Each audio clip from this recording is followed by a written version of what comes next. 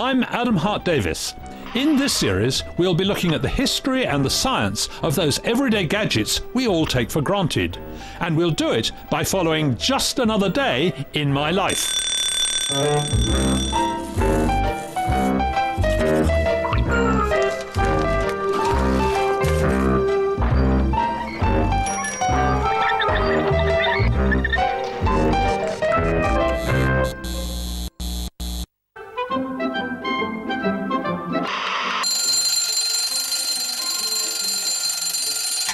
Have you ever wondered where alarm clocks come from?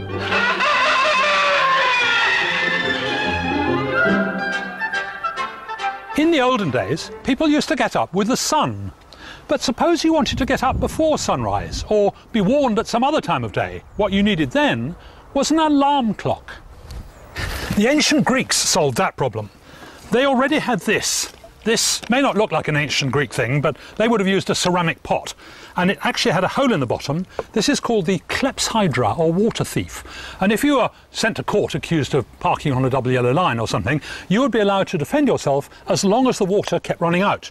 When it stopped running out, you had to stop talking. So this was the clepsydra. Allegedly, ladies of the night also used to use it to time their customers. Now, the trouble with this was it could time only a fixed amount of time, say 10 minutes. If you wanted an alarm clock, you needed something slightly more cunning. But a clever bloke called Ctesibios solved that one too, and he made the first ever accurate water clocks. And this is actually an alarm clock. And what I'm going to do is first of all fill up my reservoir here. There we go. And then put it on this custom-made stand so that the water runs into the measuring device, and you'll see that at the bottom of this rod there's a cork, and that is beginning to float upwards, so the top here is moving up against the scale, and that will measure the hours. So there we are, the cork's rising in the water, the top of the rod is approaching this bell, and in a minute I'm going to be seriously alarmed. Oh, I'm very alarmed. So that was the first accurate alarm clock by Ctesibios in the 3rd century BC. My first duty of the day is to make a pot of tea, just like the majority of the British population. This is tea. Steamy, hot, hearty, delicious, invigorating. We Brits love our tea. It's our national drink. But how did we become a nation of tea drinkers? According to legend, almost 5,000 years ago, a servant of the Chinese emperor, Shen Nung, was boiling water when some leaves fell into the pot. Shen Nung decided to try the infusion that his servant had accidentally created, and the resulting drink was what we now call tea. It finally arrived in the UK in the mid-17th century, when Charles II's bride, the Portuguese princess Catherine of Braganza, introduced tea to the royal court. This is Jane Pettigrew, who's a tea expert. Jane, how did tea come to be our national drink? Well, it took a while for everybody to start drinking it because it stayed as a very expensive luxury beverage right through to really the middle of the 18th century. And presumably what ordinary people drank was beer. Before tea came into this country, everybody drank beer because it was safe, because it was made with boiled water. And, right. You know, unless you lived by a natural spring where you were quite assured you had good water, you didn't dare drink it. It had to be boiled. I suppose we could say that tea actually saved us from a life of pure alcoholism in those days. So, if tea was so expensive in the early days, how did ordinary people get to drink it at all? Well, there was a very healthy black market bringing smuggled tea in from the north coast of France and Holland, where the taxes were much lower. Oh, you mean like cigarettes today? Like cigarettes today, exactly. But there was another way you could buy your cheaper tea as well, and that is because there were certain unscrupulous traders who actually made what looked like tea either from used tea that had been dried and strained, yes. And then they recoloured it with all sorts of unacceptable things, or they actually made tea from other leaves. And they made it look like black tea by actually steeping those leaves in things like molasses or clay or sheep's dung. And if they were making green tea, they added poisons like ferrous sulfate. And gradually, to be safe, a lot of British people in those days turned more to drinking black tea. Oh, hello. I'm just making a cup of tea. No, this is one thing I really have got organised. because I'm using Tetley tea bags, you see. Look, all you do, you put 1 tea bag for each person into a nice warm pot. Before the 60s, tea was normally made with tea leaves, but today 96% of the tea we drink is made with tea bags. The story goes that the tea bag was invented by a New York tea merchant who sent his customers their loose tea in silk bags, and they mistakenly dunked the whole bag in the hot water. My morning tea is made with tea bags, and it always tastes the same, even though the tea in the bag is actually a blend of teas from up to 30 different countries. So how do tea companies make sure the taste doesn't vary? I met tea broker Robin Harrison to find out. How do they know which sorts of tea to use? Because there are lots, aren't there? Yeah, tea is grown all over the world, and so there's such a variety of tea as an agricultural crop, according to the season, the elevation, the amount of rainfall. And so the object of the blender is to make the end product taste the same 365 days a year. But what goes into that blend, into that tea bag, will constantly change. Well, they all look the same to me. I mean, are there all these different? They are hugely different. A tea taster will look for various characteristics in tea. Colour is one characteristic. Another characteristic is this brightness, the sparkle you get in the cup. I mean, that's a bright tea. For example, that's a very dull tea. It's very soupy brown. Yes, okay. It doesn't give you anything on the eye. A good quality tea like this is a tea from Kenya, from the small growers in Kenya on the equator. Now, that probably sells in the auction market for $1.80 a kilo. $1.80 a kilo. It's a dollar crop, and it's priced per kilo. Could I try tasting? Sure. So if you try that one first. This one first. Yes. That much? Yeah, that's fine. Suck it in. It's quite round and full and has... Builder's tea. The builder's tea. Yeah, a mild builder's tea. Yeah, a mild builder's tea. Right. And this is in fact a Darjeeling, right, in northern India on the foothills of the Himalayas. Although it's very green looking, it's actually a black tea. Now if you taste this liquor, that one, it is actually delicious. It is very delicate and has a very fine flavour. Particularly if you draw in the air with it, it's sort of, and it lingers afterwards. Yeah, wonderful aftertaste. It goes on. Now the cost of this is probably around $40 to $50 a kilo.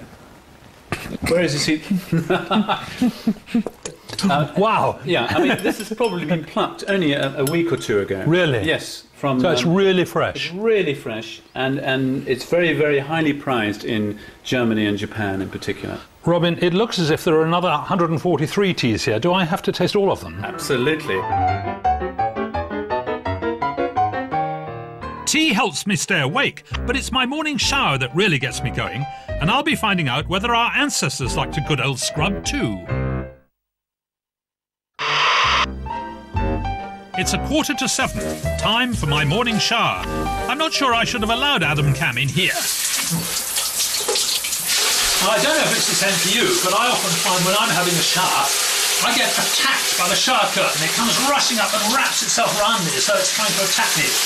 And there are two possible reasons for this. The first is that the hot shower heats up the air inside, and hot air has a lower pressure than cold air, so the pressure of the air outside pushes the shower curtain in towards me. The other possibility is it's to do with a rush of water.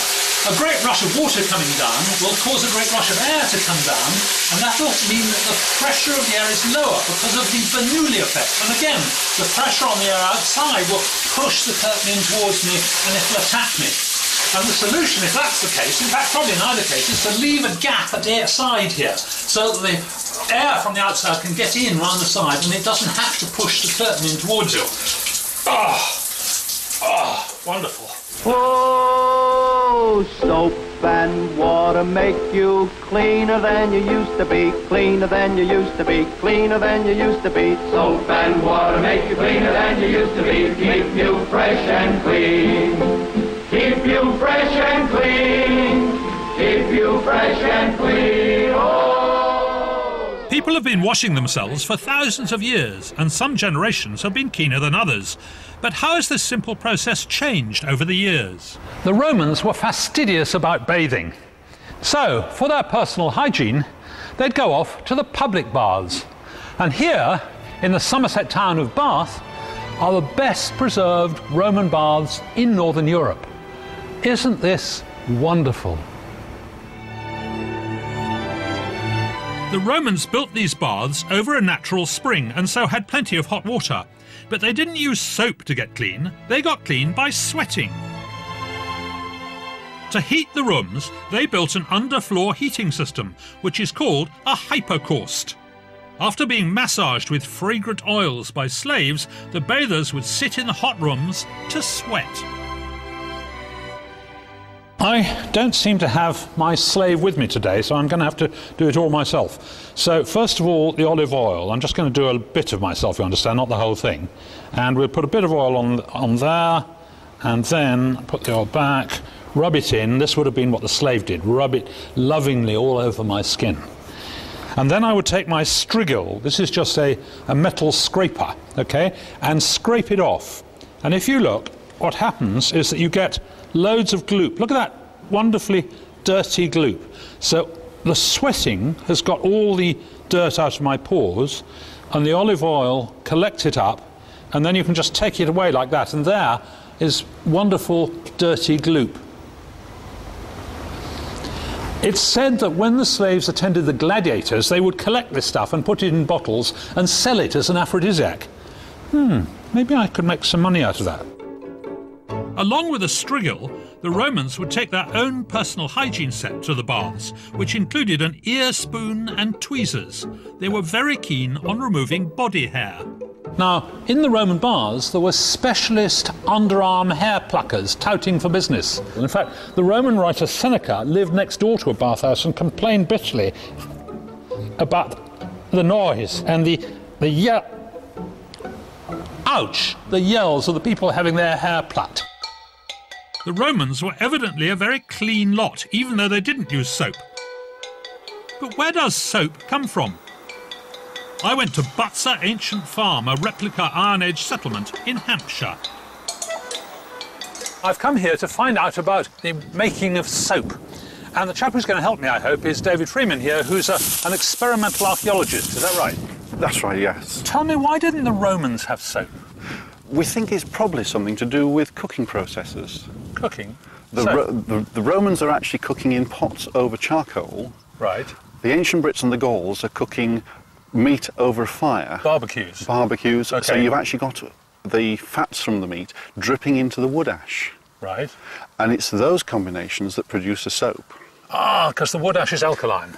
And the animal fat is the acids. And it cuts up right, and then you get... That's fantastic. So it may well simply be an accident of a cooking method. It was bad luck for the Romans, wasn't it? It was, really. Can you show me how to make soap? Yes, we can. OK, let's go and have a look. OK. As a chemist, I know that soap is made from the reaction of an alkali with a fat or oil. In this case, the alkali comes from water strained through wood ash and is known as lye. It's reduced down by simmering over the fire. There's an ingenious way of testing when the lye is strong enough, and that's to float an egg in it. I wouldn't eat the egg afterwards, though. Once the lye is ready, the next stage is to gently heat the fat. After the fat has melted, it can be added to the lye, and this produces soap. So can we just slosh it in? You've got to be very careful. The first reaction is quite strong. Is it? If you put too much in and the fat's too hot, it will actually foam and boil over. OK, well, I'll sit well back here. So it really is very, very gentle. It's frothing all over the place. And it's just the first few scoops as that sort of initial reaction goes out. So that's the hot alkali chopping through the molecules of the fat. And you can see it scumming on the top. And that's the soap we want. That's the soap we want, yes. There we go, look. Oh, yeah. Hey, soap. I'm not going to touch it. No, it's still hot and it's still, yes. Fantastic. When this soap is ready, I'll come back to test it out. Although the ancient Brits knew how to make soap, it wasn't commonly used, and when it was used, it was only really for laundry. Later, soap did start to be used to clean bodies. We tend to think our medieval ancestors were a stinky lot, but in fact people did bathe communally. But then the plague struck and the bathhouses closed. Throughout the 400 years or so after this, people only really used soap regularly to clean the bits of their body on show outside their clothes. Queen Elizabeth is reputed to have bathed every 3 months, whether she needed it or not. By Victorian times, however, cleanliness was next to godliness, and some of our oldest soap manufacturers were doing a roaring trade. Pears became a market leader. Thomas Barrett, who ran the company in the late 19th century, is often called the father of modern advertising. He came up with the idea of celebrity endorsement, using the famous actress Lily Langtry to promote his soap. In the shops now, there's something new. It's the best washing news of the century. New Persil. It washes even whiter. Yes, the most popular washing powder in the country is now better than ever. Soap manufacturers are always claiming amazing cleaning powers for their products. I wonder how my soaps worked out. This was a nice new T-shirt, and I seem to have got it just slightly grubby. But I'm hoping that the soap we've made will sort that out. David, how's the soap going? It's set, it's cooled down, and it's solidified. Now, do you think I could slap this straight onto the grease? It's worth a go, yes. OK, in it goes. The grease is coming off. Oh, yes, that's actually much better. That is quite a lot better, that. Right, let's try and get everything off and see what it looks like. Grease won't dissolve in water on its own. Its molecules are hydrophobic, which means they don't mix with water.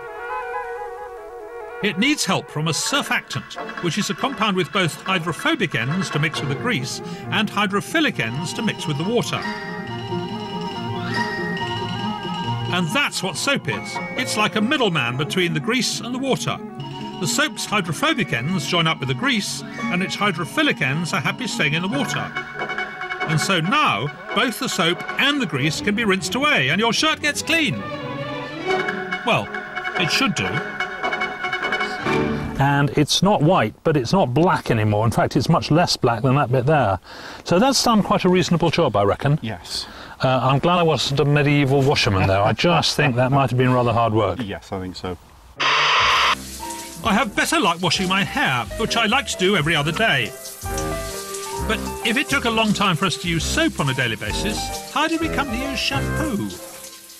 Shampoo works more or less the same way as soap. It has a surfactant in it which lifts the grease and so takes the dirt out of your hair. The ancient Brits didn't have shampoo, well, they didn't have soap much either, but they had another way of cleaning their hair, and that was using this stuff. This is Fuller's Earth, and it's a sort of clay, very, very absorbent. It's actually used in cat litter. And I'm going to lie back, and I'm going to put this Fuller's Earth on my hair and push it through, and try not to get too much on my clothes. Right, now, the idea is that this will absorb all the grease that's lying along the hair. Grease comes out naturally with the hair when it grows. And as it takes all the grease off, so it'll take all the dirt with it. What do you think? Does it look clean? Your hair should be washed once every 2 weeks, or more often if necessary, with water and a mild soap. Oddly enough, the word shampoo's origins have nothing to do with hair. Shampoo comes from the Hindi word champo, which actually means to press or massage.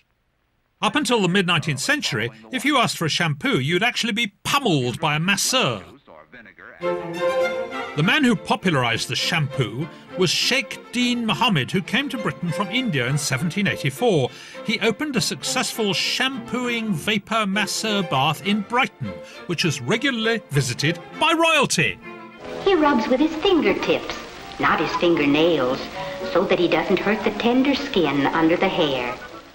By 1860, the word shampoo came to mean specifically the washing of the scalp, which originally would have been done with plain old soap. During World War I, shortages of the natural fats needed to make soap led German scientists to create synthetic soap substitutes, which later became the basis for early shampoos in the 1930s. The market then quickly expanded to include shampoos for all different types of hair. I went into my local chemist the other day and I counted, and there are 257 apparently different shampoos. Just thought you might need that. Is that for my dandruff? No, it's a toothbrush. Bite the end of open it up for the fibres, and in you go. Oh. I don't know. Oh, I'm glad I don't have to use one of those every morning. But how did we get from twig to toothbrush? After my showering's all done, I like to clean my teeth. Brush 'em up and brush 'em down. Keep your choppers clean and sound. Help your teeth to stay around until you're old and gray. Brushing is part of nearly everyone's daily routine. But where did the toothbrush come from? The first toothbrushes that we know about were made in China about 1,000 years ago. And they were made by drilling holes into ivory handles and then putting horsehair bristles in them. Well, unfortunately, I don't have any of those, but I do have some made by the firm Addis. There was a chap called William Addis who was allegedly doing a stretch in Newgate Prison in 1780, and to while away the time, he dreamt up the idea of mass-producing toothbrushes and started doing it. And the company is still going today, very, very successful. I've got some Addis toothbrushes here. Here's one from about 1870. And this is a bone handle, and these are pig's bristles, and you'll notice there's a sponge on the other end which you use to clean the rest of your mouth and your tongue. Very modern idea, really.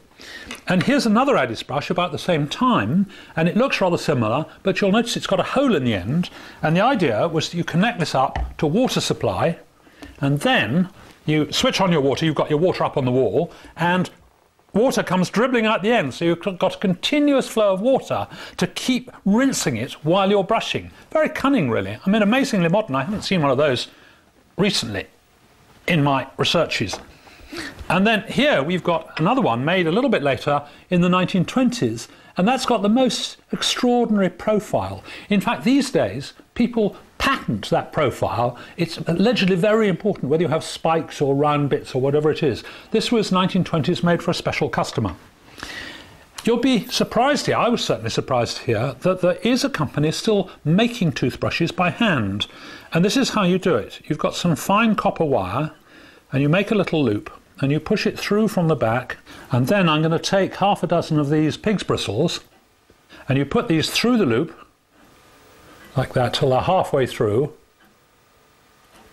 and then you pull the wire from behind, and just watch what happens. All the bristles come up and form a nice tuft like that, and you'll see that my tufts aren't quite as good as the person who did the first four, but you'll see you go all the way around and you make a handmade toothbrush. And they say these are much better than the nylon ones because pig's bristle wear down steadily. They don't get sharp and bent over at the ends and damage your gums. It'd take an awful long time to make one though, wouldn't it? Surprisingly, bone and bristle brushes were popular until the 1940s. DuPont offered the first nylon bristle toothbrush in 1938. They are much more hygienic as bacteria can't cling so easily to the synthetic material. Along with brushing my teeth in the morning, I use dental floss, which I always think of as a relatively new idea. But in fact, way back in 1815, a dentist in New Orleans recommended cleaning those tricky in-between teeth bits with silk floss. About the time of the Second World War, they developed nylon floss, which was much stronger than the silk and also more resistant to abrasion. So that made it much more useful, really. And it's very good for washing our teeth. The other thing about it is that it's incredibly strong, and so it's useful for all sorts of other things. Fishing line, sewing on buttons, repairing tents, even cutting cheese. And my favourite story is about an American prisoner called Scott A. Brimble, who used dental floss and toothpaste to saw his way through the wire mesh of his exercise yard and escaped.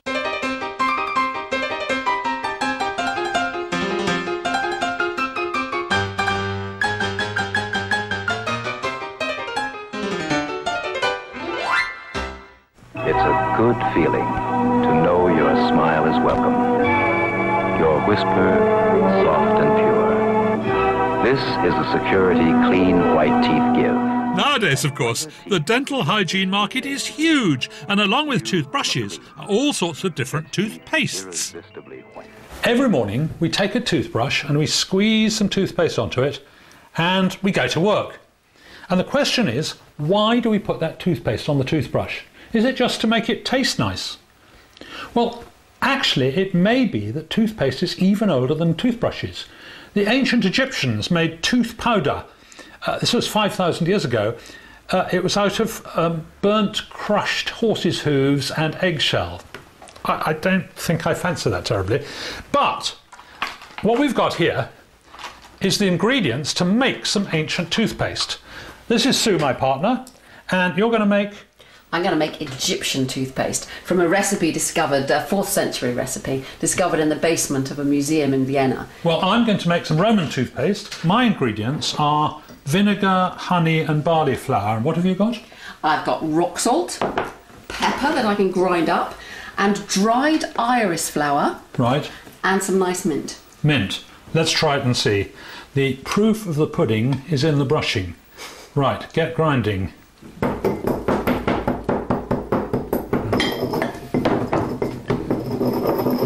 I think it's not just an old wives' tale, this dried iris flour, because there have been some recent experiments which have actually shown it can help with gum disease.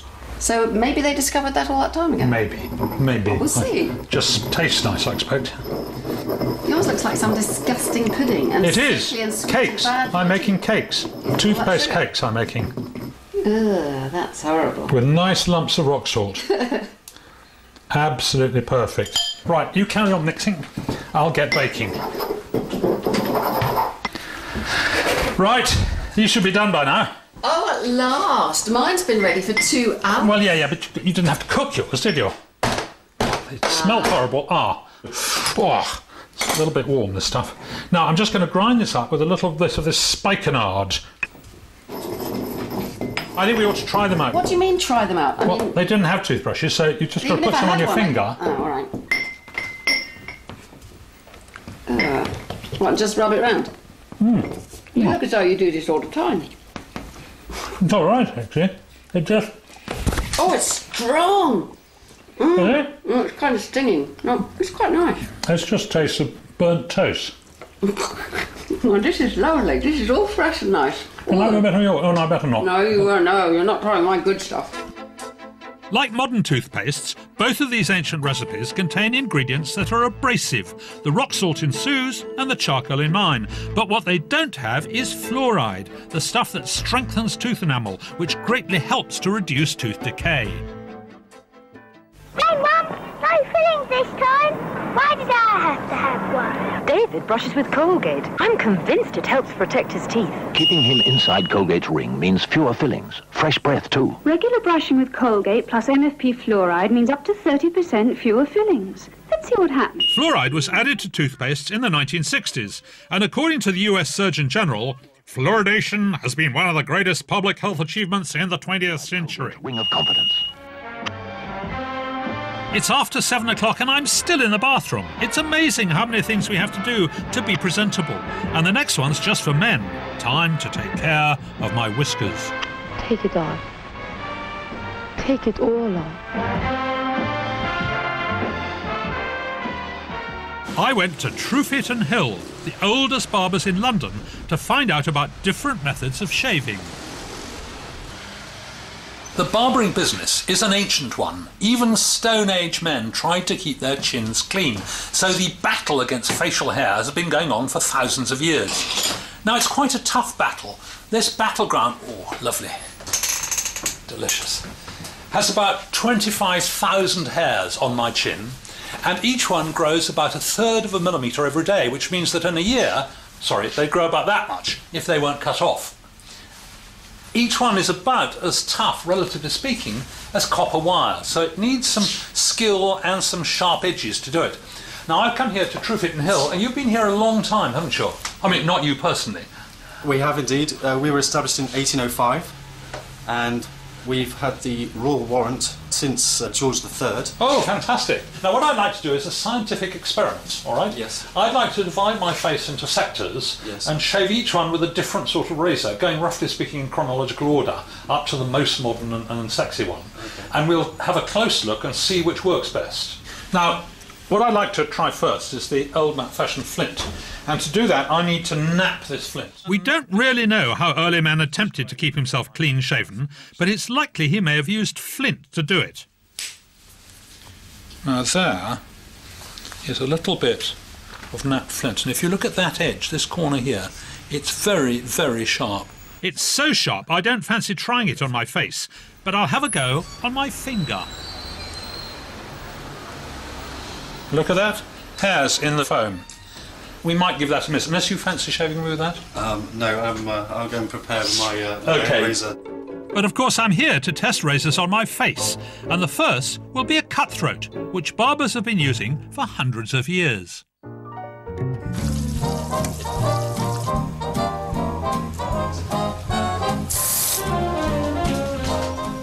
Now I have to say it's very comfortable. I can feel the blade, but it's not pulling, it's not scratching.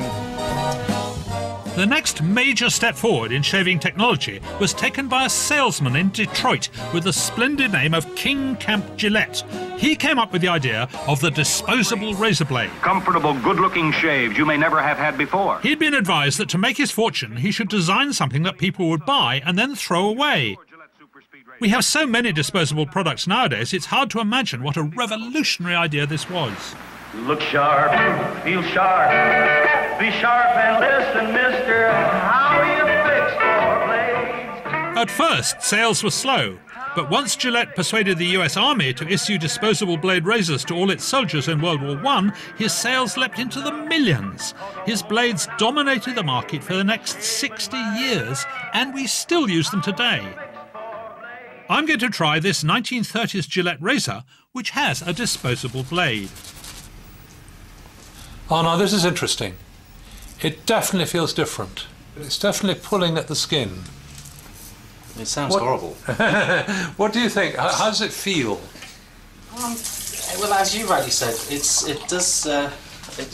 doesn't feel as clean as the cutthroat, but it's working. So. The man-sized Remington electric shaver will give you a close, comfortable shave, no matter how tender your skin.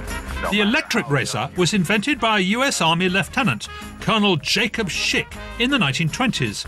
It's said that Schick was obsessed by shaving and believed that a man could live to be 120 years old by correct daily shaving. I put a 1950s electric razor to the test. Let's see how it holds up. Well, all I feel is a bit of pressure, really. It doesn't pull or cut, doesn't it? Not very good. It's getting there. OK, stop. I'm bored now. Well, it's not uncomfortable. It's not like the safety razor, because that was definitely scratching. OK, so let's go for the modern multi-blade razor.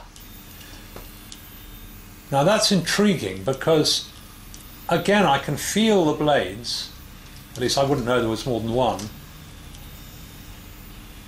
But there's absolutely no sensation of pulling on the skin. I thought when they started using multiple blades it was just marketing hype. But there does appear to be some sense in it. The pressure on the skin is reduced because it's spread over 4 blades. It's certainly extremely comfortable. You'd still rather have the cutthroat, would you? Yes. Why? Well, I just think there's just no nonsense, no messing about. Done. Well, that's the experiment over.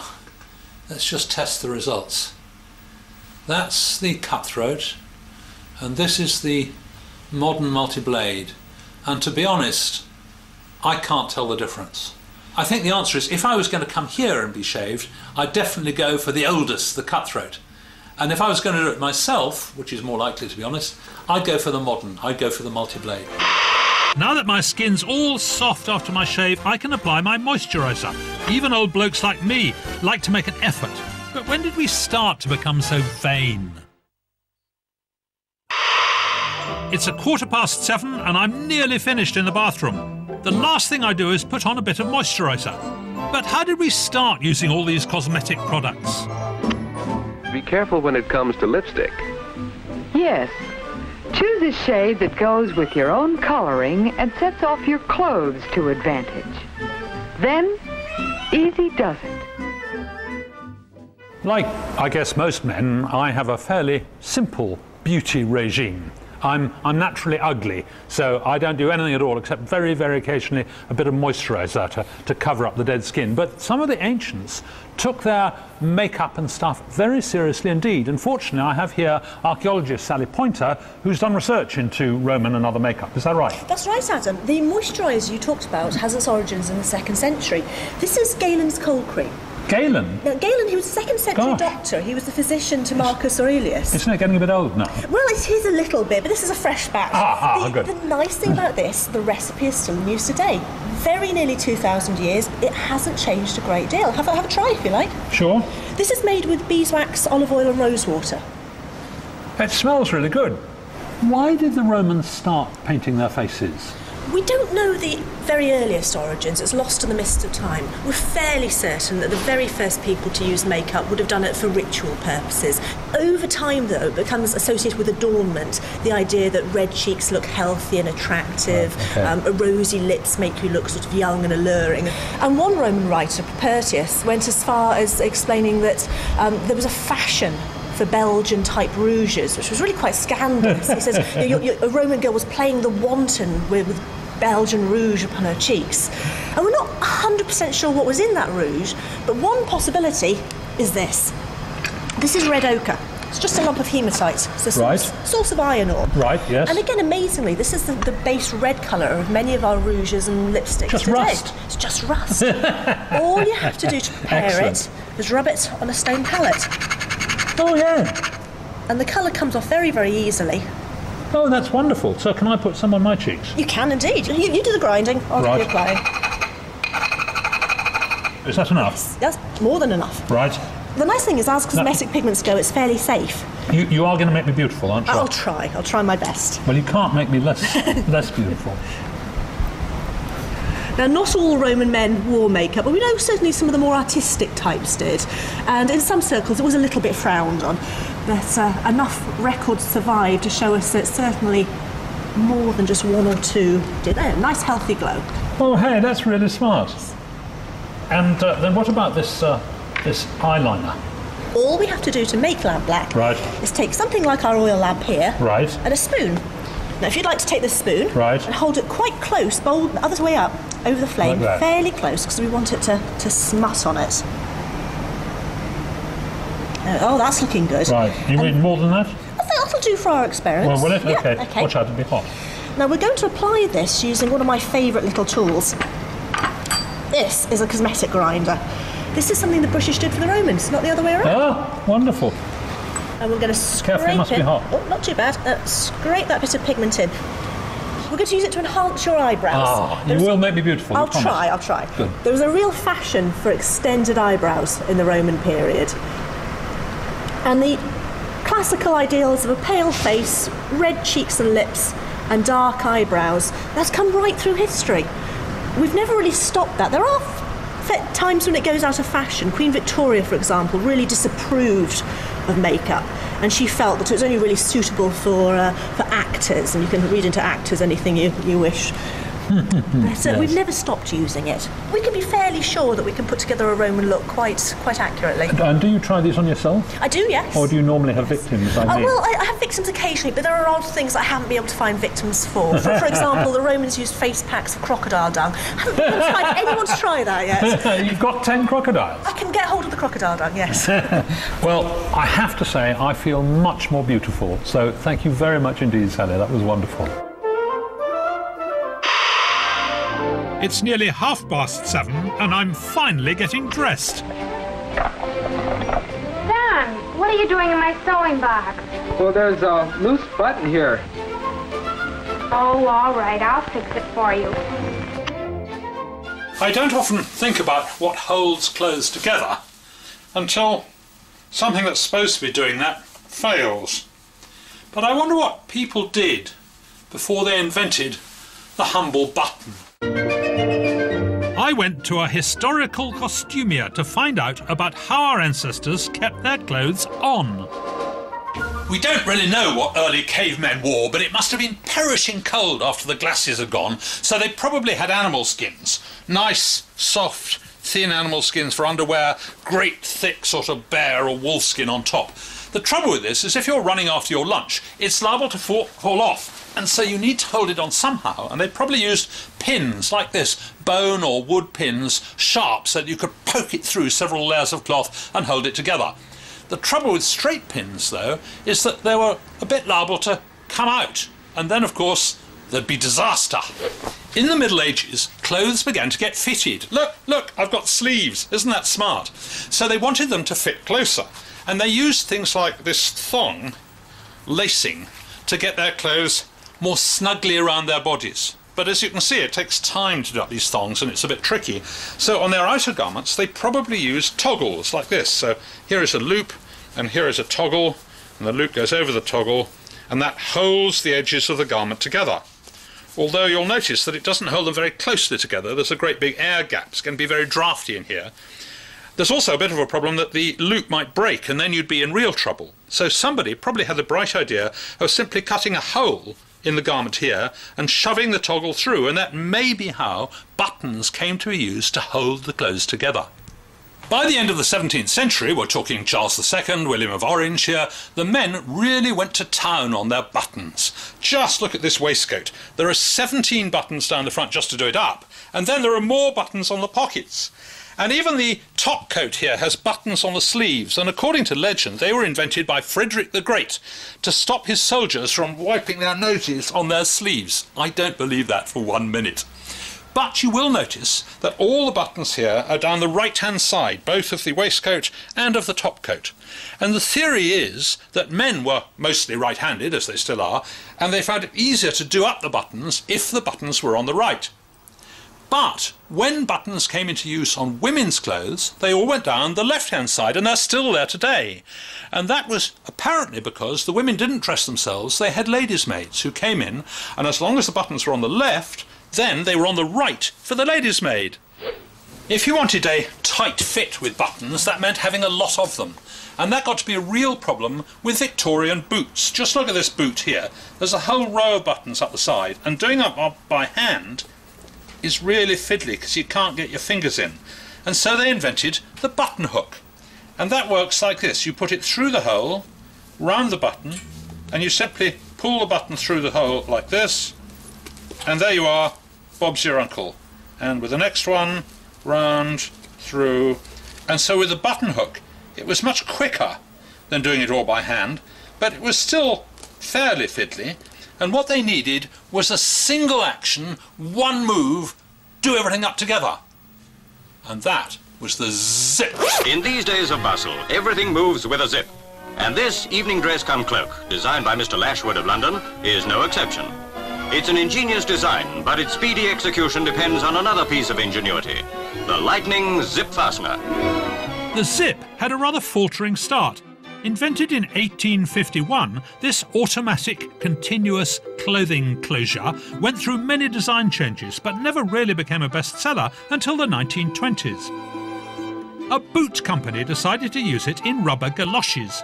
They needed a name for the boot, and the company president asked for one that described its quick fastening action. The boot became known as the zipper, and the fastener in it became the zip. Whew. Back to normal clothes at last. Well, fairly normal anyway. In the early days, zips were used only for boots and tobacco pouches. But then, in the 1930s, they won the battle for the fly. People had got really excited about the designs of the French trouser makers who claimed that the zip would prevent the possibility of any embarrassing or unintentional disarray. Anyway, I found it rather odd that looking at the zips on my clothes, have a look at this one here. You'll find the letters YKK. YKK is a Japanese company that started in 1934 and now owns 80 companies in 52 countries, which just goes to show that if a man makes a better zip than his neighbours, the trousers will make a beaten path to his door. Or something like that. Anyway, the zip is it. Perhaps one of the strangest inspirations for a fastener came about in 1948. After taking his dog for a walk, Georges de Mestral, a Swiss amateur mountaineer and inventor, noticed that both he and his dog were covered in thistle burrs. When he checked the burrs under the microscope, he saw all the small hooks that enabled the seed-bearing burr to cling so viciously to the tiny loops in the fabric of his trousers. This was the seed for his invention. At first, everyone laughed at Mestral, but he stuck to his guns, and in 1955 he perfected his hook and loop fastening system. He called it after the French words velours, which means velvet and also loop, and crochet, which means hook. And velcro is very, very strong. I'm stuck here, I can't move. I'm velcroed to the wall. Anyway, thank goodness it's time for breakfast. If you could just let me down. Help! Is there anyone there? Help! Adam here. Log on to justanotherday.co.uk to play my quiz and download my podcasts.